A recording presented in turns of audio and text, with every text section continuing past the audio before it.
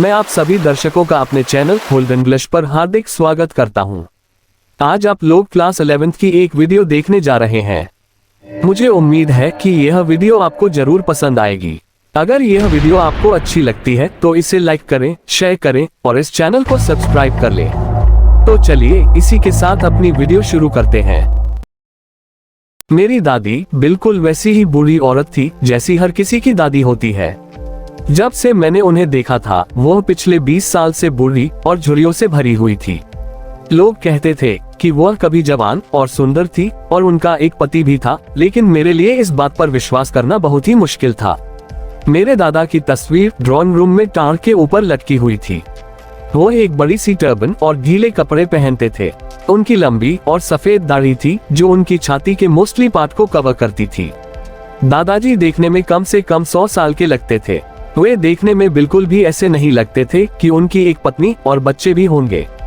वे ऐसे दिखते थे मानो उनके केवल और केवल बहुत से पोते पोतियां थे। जहां तक मेरी दादी के जवान और सुंदर होने का सवाल है, यह विश्वास करना बहुत मुश्किल है कि वह कभी सुंदर और जवान भी रही होंगी। वह हमें उन सभी खेलों के बारे में बताती थी जिनको वह बचपन में खेला करती थी। जो भी बातें अपने बचपन के बारे में दादी हमें बताती थी वह सब उनके हिसाब से या फिर कहें कि उनको देखते हुए बिल्कुल भद्दा और छोटा लगता था। कहने का मतलब है कि उनकी बातों को सुनकर बहुत ही अजीब लगता था और इस बात पर यकीन नहीं होता था कि वह भी कभी छोटी थी और इतने सारे खेल खेला करती थी। और हम उनकी इन कहानियों को बिल्कुल उन महान साधु संतों की कहानियों जैसा समझते थे जो वह हमें सुनाया करती थी। वह हमेशा से ही छोटे कद की और मोटी और थोड़ी सी झुकी हुई थी। उसका पूरा चेहरा एक दूसरे को काटती हुई सैकड़ों झुर्रियों से भरा हुआ था जो एक छोर से दूसरे छोर तक जाती थी। नहीं, हमें इस बात का पक्का विश्वास है कि वह हमेशा से ही ऐसी थी जैसा कि हम उनको अपनी आंखों से देखते हुए आए थे और जानते थे। वे देखने में इतनी भयंकर बुरी लगती थी कि वह इससे और ज्यादा बुरी नहीं हो सकती थी। और पिछले 20 साल से वे उसी उम्र पर रुकी हुई थी। ऐसा लगता था कि उनकी उम्र अब बढ़ नहीं रही थी। वह बेशक शरीर से सुंदर नहीं हो सकती थी, पर वे हमेशा मन से सुंदर थी। वह घर में सफेद कपड़े पहने हुए एक हाथ अपनी कमर पर रखकर चलती थी ताकि वह अपने शरीर के बैलेंस को बनाकर चल सके, और अपने दूसरे हाथ में मणिकों की माला जपती हुई घूमती रहती थी। उनकी चांदी जैसी सफेद बालों की लटें जो बिना बंधे हुए रहती थी उनके पीले और झुर्रियों भरे चेहरे पर बिखरी रहती थी, और उनके होठ लगातार प्रार्थना करते हुए हिलते रहते थे। हाँ, वो सुंदर थी। वह सर्दियों में देखने में ऐसी लगती थी जैसे कि कोई पहाड़ी जमीन हो।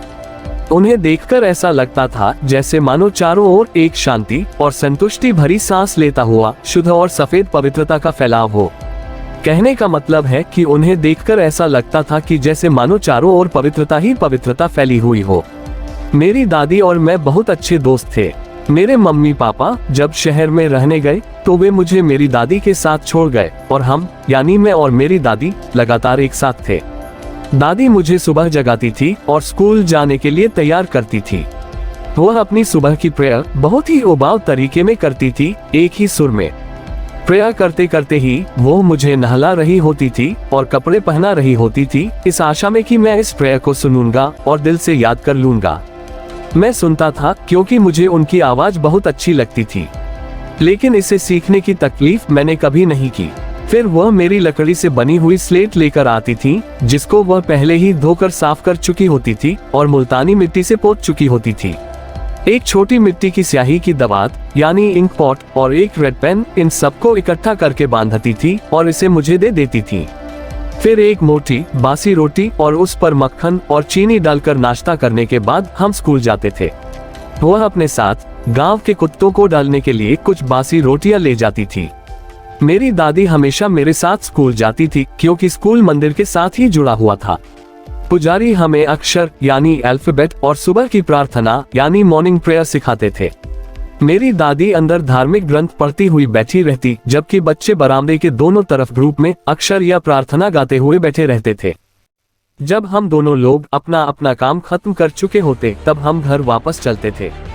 इस बार यानी लौटते समय गांव के कुत्ते हमें मंदिर के दरवाजे पर मिलते थे। जो रोटियां हम उनके लिए फेंकते थे उन रोटियों के पीछे झगड़ा करते हुए और गुर्राते हुए वे हमारे पीछे घर तक आते थे। जब मेरे मम्मी पापा आराम से शहर में जाकर बस गए, तब उन्होंने हमें यानी मुझे और मेरी दादी को वहां पर बुला लिया। ये हमारी दोस्ती में एक महत्वपूर्ण मोड़ यानी इम्पोर्टेंट टर्निंग पॉइंट था। हालांकि हमारा यानी मेरा और मेरी दादी का कमरा एक ही था, पर अब अंतर ये आ गया था कि मेरी दादी अब मेरे साथ स्कूल नहीं आती थी। मैं बस में बैठकर एक इंग्लिश स्कूल में जाता था। वहाँ गलियों में कुत्ते नहीं थे और अब दादी ने शहर के घर के आंगन में चिड़ियों को खिलाना शुरू कर दिया। जैसे ही साल गुजरते गए, मेरा और दादी का मिलना कम होता गया।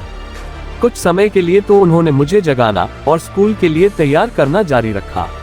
जब मैं वापस आता तो जो कुछ टीचर ने पढ़ाया होता था वह मुझसे पूछती थी।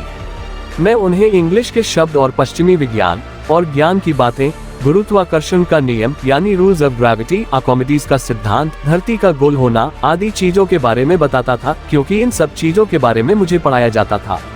इससे दादी नाराज हो जाती थी। अब वह मुझे पढ़ाने में मेरी हेल्प नहीं कर सकती थी। वह उन सब चीजों में विश्वास नहीं रखती थी जो वे लोग मुझे स्कूल में पढ़ाते थे। और दादी अब इस बात को लेकर परेशान थी कि मेरे स्कूल में भगवान और धार्मिक ग्रंथों के बारे में कोई पढ़ाई क्यों नहीं करवाई जाती थी।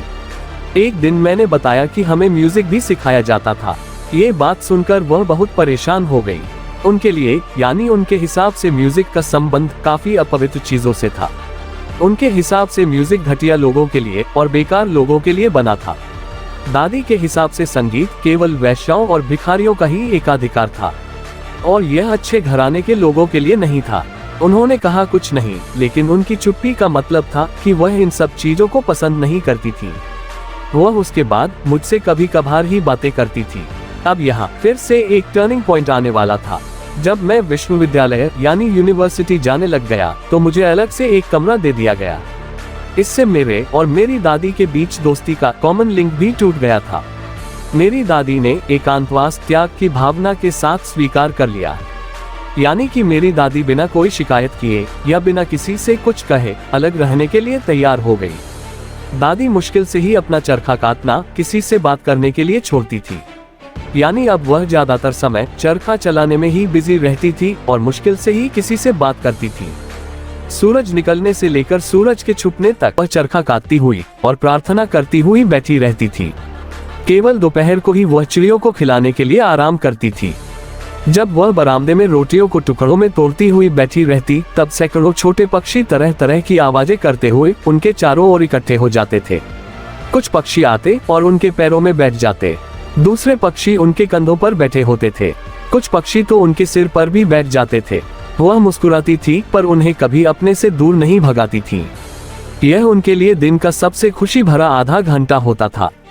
जब मैंने आगे की पढ़ाई के लिए विदेश जाने का फैसला किया तो मुझे इस बात का पक्का यकीन था कि दादी परेशान होंगी।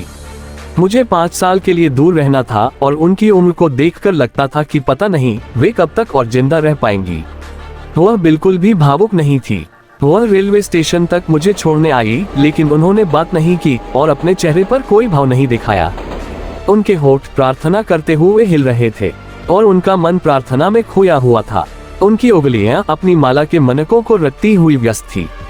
चुपचाप उन्होंने मेरा माथा चूमा और जब मैं गया तो निशानी के तौर पर वह गीला निशान मैंने अपने पास रखा, जो शायद मेरे हिसाब से मेरे और मेरी दादी के बीच शारीरिक संबंध का आखिरी निशान था, क्योंकि मुझे ऐसा लग रहा था कि अब मैं जब लौट कर आऊंगा तो शायद मैं दादी को नहीं देख पाऊंगा। लेकिन ऐसा नहीं था। मेरी दादी जिंदा रही। 5 साल बाद मैं वापस घर आया और दादी मुझे स्टेशन पर मिली। वो एक दिन भी बूढ़ी नहीं लग रही थी। अब भी उनके पास बोलने का समय नहीं था और जब उन्होंने मुझे अपनी बाहों में लिया तो मैं उनकी प्रार्थना को सुन सकता था। मेरे आने के पहले दिन भी उनके पास सबसे अधिक खुशी के पल वो थे जब उन्होंने अपनी झूठी डांट फटकार के साथ चिड़ियों को लंबे समय तक खाना खिलाया। मैंने देखा कि शाम को उनमें एक बदलाव आ गया। उन्होंने प्रार्थना नहीं की। उन्होंने पड़ोस की औरतों को इकट्ठा किया, एक पुराना ढोलक लिया और गाना शुरू कर दिया। कुछ घंटों के लिए उन्होंने टूटे हुए ढोलक की ढीली पर चुकी खाल को पीटा और योद्धाओं के घर वापस लौटकर आने पर गाए जाने वाले गीत गाए। हमें उन्हें रोकने की रिक्वेस्ट करनी पड़ी ताकि कहीं उन्हें थकावट न हो जाए। जहां तक मैं उनको जानता था, ऐसा पहली बार हुआ था कि उन्होंने प्रार्थना नहीं की थी। अगली सुबह को वह बीमार पड़ गई। ये हल्का बुखार था और डॉक्टर ने हमें बताया कि घबराने की कोई बात नहीं है, बुखार चला जाएगा। पर मेरी दादी दूसरी तरह से सोचती थी। उन्होंने हमें बताया कि उनका आखिरी समय नजदीक था। उन्होंने हमें बताया कि क्योंकि उन्होंने अपने जीवन का पहला पार्ट बंद होने के कुछ घंटे पहले ही प्रार्थना करना छोड़ा था, इसलिए अब वह और समय उनके साथ बातें करने में बर्बाद करने वाली नहीं थी। उन्होंने पहले ही प्रार्थना करना छोड़कर अपना टाइम बर्बाद कर दिया था, इसलिए वह अब और ज्यादा टाइम बर्बाद नहीं करना चाहती थी।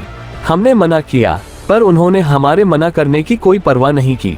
वह प्रार्थना करती हुई और माला जपती हुई शांति से बिस्तर पर लेटी रही। इससे पहले कि हमें शक हो पाता, उनके होठ हिलने बंद हो गए और माला उनकी बेजान उंगलियों से नीचे गिर पड़ी। एक शांति भरा पीलापन उनके चेहरे पर फैल गया और हम जान गए कि वह मर गई थी। हमने उनको बिस्तर से उठाया और जैसे कि रिवाज होता है, उसी के हिसाब से हम लोगों ने उनको जमीन पर लिटा दिया और एक लाल रंग के कफन से उनको ढक दिया। कुछ घंटों तक रोने के बाद उनके अंतिम संस्कार की व्यवस्था करने के लिए हमने उनको अकेला छोड़ दिया। शाम को हम अर्थी के साथ उनका अंतिम संस्कार करने ले जाने के लिए उनके कमरे में गए। सूरज धीरे धीरे डूबता जा रहा था और उसकी रोशनी ने उनके कमरे और बरामदे को सुनहरी रोशनी से चमका दिया था। हम आंगन में आधी दूरी तय करने के बाद रुके। हमने देखा कि बरामदे में सभी जगह और दादी के कमरे में ठीक वहां तक जहां वे मृत लेटी हुई और लाल कफन में लिपटी हुई थी, हजारों चिड़िया फर्श पर बिखरी हुई बैठी थी, लेकिन वहां किसी भी पक्षी की कोई चहचहाट नहीं थी।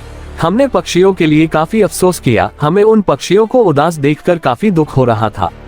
मेरी माँ उनके लिए कुछ रोटी लेकर आई। माँ ने उन रोटियों के छोटे छोटे पीस किए जिस तरह मेरी दादी किया करती थी और चिड़ियों के सामने फेंक दिया। चिड़ियों ने रोटी की तरफ कोई ध्यान नहीं दिया। जब हम मेरी दादी की लाश को ले गए, वे सारी चिड़िया चुपचाप उड़ गईं।